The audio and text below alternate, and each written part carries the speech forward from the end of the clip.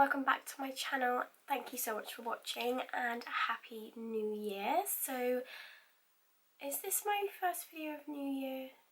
I don't know anything. Anyways, happy new year, and well, I think this is my first time filming in the new year, and I wanted to kickstart it with something different. I said to myself that I wanted to step out my comfort zone more. I wanted to create different looks. I just basically wanted to push the boat out. I really want to push my artistry this year on my Instagram and on my YouTube, and I know a lot of the looks aren't always going to be wearable, but I thought I would show you just me playing around with some colours, and I hope that it inspires you. This may not be wearable to some of you, but as I always say, you can adapt it, make it your own. You could take elements from it, you could stop at one point and just leave it at that. So yeah, I really hope you like this look and it inspires you, and hopefully it makes you step out your comfort zone, or just enjoy watching it. Half of the time I watch makeup tutorials and I don't even recreate it. Maybe I'll get inspired, but I wouldn't necessarily always recreate it. I just really enjoy watching makeup tutorials, so if you're here and you like watching them, then hopefully you enjoy watching this one. Yeah, I'm just really excited for the new year. I really want to motivate myself. I really want to get inspired and just really push my channel and work really hard and just basically keep producing content because I absolutely love doing it. I'm going to start doing like a few more vlogs. I've got a vlog coming soon when I get the chance to finish editing that, because it does take up quite a lot of time. Yeah, I'm trying not to make any excuses this year. I'm trying not to make like work as an excuse. Yeah, so I'm just going to try and keep on going, keep motivating myself. So yeah, I hope that inspires you to do the same. If you do want to see how I got this look right here, then just keep on watching. Hi guys, thank you so much for watching. So just to let you know, I have already done my eyebrows and done a light layer of foundation. So I'm just starting off by prepping my eyelids with a little bit of concealer and also Soft Ochre Paint Pot by MAC. And you want to make sure you set that with a skin tone colour powder, just so your eyeshadow just blends that little bit smoother over the top. I promise you, by prepping your eyes before eyeshadow, it makes such a difference with the blending process, so just make sure you use a skin tone colour powder before.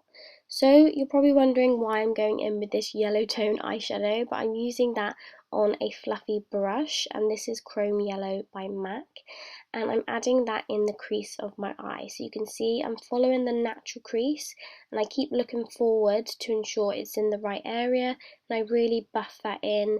And you can see I'm going in circular motions to ensure it's really diffused all the way around the eye, and I just keep building it up until I'm happy with the sort of shape. And I know I want to create a sort of winged out shape, so I do start to taper it out towards my brow, and I just go in with a slightly more dense brush. This is a 217 by MAC.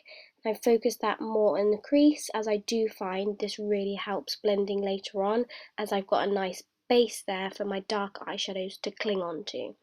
I do also buff that underneath the eye. It looks really weird at the moment, but I just want a really nice base going all the way around the eye, so when I do put my darker colour on, this yellow will be peeking through, and I promise you it won't look yellow when we put our next colour on. So using the Modern Renaissance palette, and I think this is called Burnt Orange, I could be wrong, I will put it down below. But I'm using that same 217 brush, and I'm focusing that more in the crease. So I'm taking it down a little bit lower than the yellow, and this is adding depth. And you can see I'm doing the same circular motions all the way across my natural crease and the natural sort of underneath the brow bone where it dips in slightly, so that's where you want to put the darker colour. And I really focus on blending with this kind of look, as I wanted it to be really diffused. So I literally just kept on adding it blending it out, adding, and so on. So I do take that underneath the eye again, just to kind of create a base, and I can sort of map out my shape this way as well. So just use quite a fluffy brush for this. You don't have to be too neat with it, but it is optional. You can take elements from this and make it your own. So I just keep on building up, really. There's no sort of real reason. I just keep on blending. It's pretty boring, but you can see I'm going in circular motions back and forth all the way across my crease, and you do want to keep going back in with that yellow to diffuse the edge. So to deepen up even more, I'm going in with Cocoa Bear by Makeup Geek, and I'm literally going in the exact same area. This time I'm patting it down that little bit more because I want the pigment to be a little bit stronger. So when you want it to be more pigmented, you want to sort of pat it and wiggle your brush all the way across, and then once you're happy with the placement, you can then blend out the edges. So it's the same sort of thing as before. You're just literally darkening up the crease, and this creates the best sort of depth, and it creates that sort of gradient effect as well. This is how I get my blending. To be fair, I literally just always go back in with that same first brush. So with the same palette as before, I'm using this darker shade in the Modern Renaissance palette, and I'm just deepening up that socket even more, and I just felt this created a lot more depth. It just made the whole look that little bit more dramatic. Obviously you can stop here, it's totally optional. I wanted to show you every step, so you've got the option there. You could leave it at this step and just put mascara on and false eyelashes, it's completely up to you. But the way I blend a dark eyeshadow, I really sort of take my time and do circular motions. Creating a smoky eye is all about patience and just persevering with it. So this next step, I am basically creating a cut crease. I didn't know what colour I wanted to do on the lid, so I firstly went in with that same Prolongwear concealer, and I used a MAC 242 brush to map out my crease. So all I'm doing here is I'm following the natural crease of my eye, and I'm being really careful not to kind of get it above my natural crease. So I firstly went in with Sure Thing by Makeup Geek, but I found it wasn't pigmented enough. So I went in with this cream pigment, I forgot what it's called, but I put it down below.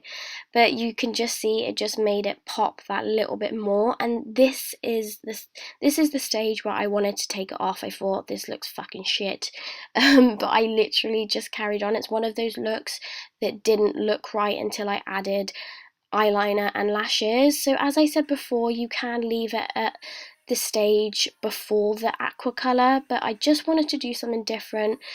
Obviously it is very personal, it's totally up to you. If you don't like it, that's fine, just put a nude colour all over, totally up to you.